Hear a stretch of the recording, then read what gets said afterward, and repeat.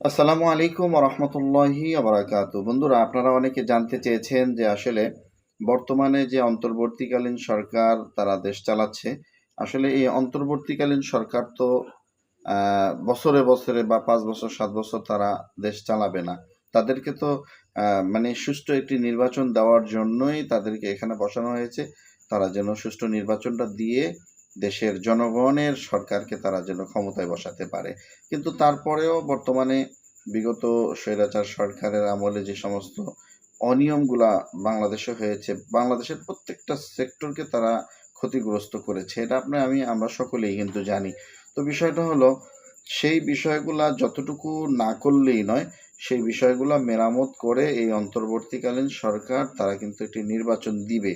কিন্তু এখন দেশের সর্বমহল থেকে একটা দাবি উঠে আসছে যে বিশেষ করে চরমোনাই পীরের দল হাতপাকা মার্কা এবং বাংলাদেশ জামায়াত ইসলামের এই দাঁড়িপাল্লা মার্কা, এই দুটা মার্কা এবং এই দুইটা দল যদি একত্রিত হয়ে যায়, ইনশাআল্লাহ এদেশে ইসলামী হুকুমত প্রতিষ্ঠার পক্ষে আর কোনো বাধা রইল না। এই ব্যাপারটা কিন্তু প্রত্যেকটা নাগরিক, আমি বিশেষ করে যেটা যেটা জানতে পেরেছি, শতকরা 98% মানুষই কিন্তু এটাই চাচ্ছে যে জামাত ইসলাম এবং চরমোনাই যদি এক হয়ে যায়, তাহলে অন্যান্য ইসলামিক দলগুলোও এখানে আস্তে আস্তে ভিড়তে শুরু করবে, ভিড়বে। এক পর্যায়ে বাধ্য হয়ে হলেও তারা এই দুইটি দলের সাথে অংশগ্রহণ করে যখন একটি সুষ্ঠু নির্বাচনের মাধ্যমে তারা মানে একত্রিত হয়ে নির্বাচনে যাবেন, তখন কিন্তু এদেশে ইসলামী হুকুমত প্রতিষ্ঠা করা বা ইসলামের সরকার এদেশে আসা 100% সম্ভব। তো এই বিষয়টি নিয়ে অনেকে প্রশ্ন করছেন যে চরমোনাইয়ের এই ব্যাপারটা নিয়ে মতামত কি, চরমোনাইয়ের ব্যাপার থেকে মানে চরমোনাইওয়ালাদের থেকে এটার ব্যাপারে মানে কি ভূমিকা নেওয়া হচ্ছে। দর্শক, আমি আপনাদেরকে সেই ভিডিওটা দেখাবো যে আসলে যে চরমোনাইওয়ালারা আসলে জামাতের সাথে রাজনীতি করবেন কিনা বা একসাথে নির্বাচন করবে কিনা, সে বিষয়টি নিয়ে মেবি এটিএন নিউজের একটি সাক্ষাৎকারে মুফতি সৈয়দ মোহাম্মদ ফয়জুল করিম সাহেব হুজুর তিনি খুবই গুরুত্বপূর্ণ বোম ফাটানো মন্তব্য করেছেন জামাত ইসলাম সম্পর্কে। এই বক্তব্যটি যদি আপনারা দেখেন তাহলেই বুঝতে পারবেন যে আসলে জামাত ইসলাম এবং চরমোনাই তারা কি এক হচ্ছে কিনা। চলুন আর দেরি না করে আমরা সেই ভিডিওটি আমরা একটু স্ক্রিনে আমরা সকলে মিলে দেখে আসি, এবং গুরুত্বপূর্ণ মতামত আপনারা কমেন্ট বক্সে ভিডিওটি দেখার পরে লিখবেন এবং প্রচুর পরিমাণে ভিডিওটি শেয়ার করে ছড়িয়ে দেবেন এবং আমাদের চ্যানেলের সাবস্ক্রাইব করে চ্যানেলের সাথেই থাকবেন। এবং যারা ফেসবুক পেজ থেকে দেখছেন অবশ্যই ফলো দিয়ে আমাদের সাথে থাকবেন, যারা টিকটক থেকে দেখছেন আমাদেরকে ফলো দিয়ে আমাদের পাশেই থাকবেন ইনশাআল্লাহ। যখন এটা বললেন, আমাদের অনেক দর্শক আমাদেরকে এই বিষয়টা জানতে চেয়েছে যে আপনারা আসলে ইসলামিক দলগুলো সবাই মিলে একটা ঐক্যে যাবেন কিনা, এরকম কোনো পরিকল্পনা না, এটা আমাদের আছে। আমরা তো আগেই বলছি, ইসলামিক আমাদের সমমনা দলগুলিকে নিয়ে তো ঐক্য করার চেষ্টা আমরা করতেছি, অভ্যুত আছে, এবং আমাদের চেষ্টা থাকবে ইসলামিক দলগুলি ঐক্যবদ্ধভাবে আমরা নির্বাচনে অংশগ্রহণ করি।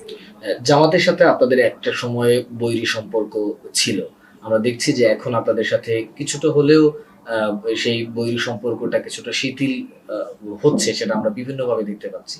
তা আপনারা কি আসলে এই ঐক্যের সাথে জামাতকেও সম্পৃক্ত করবেন কিনা? আসলে দেখেন, জামাতের সাথে ইসলামী আন্দোলন বাংলাদেশের বৈরিতা কখনোই ছিল না, এবং ইসলামী আন্দোলন বাংলাদেশ কোনো রাজনৈতিক দলকে ব্যক্তিগতভাবে তাদের দলীয় থেকে বৈরিতা শিকারের মাসনাদে বসায় না। ইসলামী আন্দোলন বাংলাদেশ নিহিত আদর্শ এক সংগঠন।